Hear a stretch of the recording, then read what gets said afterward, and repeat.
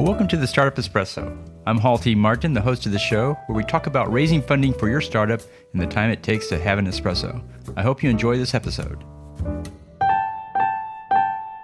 Hello, this is Hall T. Martin with the Startup Funding Espresso, your daily shot of startup funding and investing.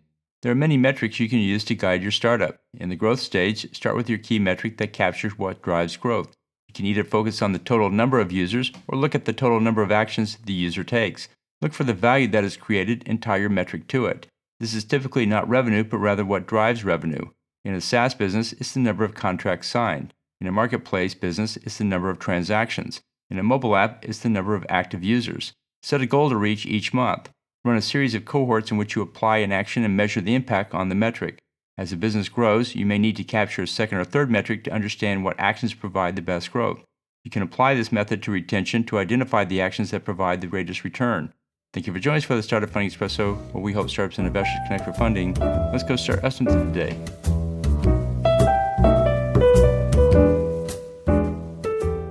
Hall T. Martin is the director of Investor Connect, which is a 501c3 nonprofit dedicated to the education of investors for early-stage funding.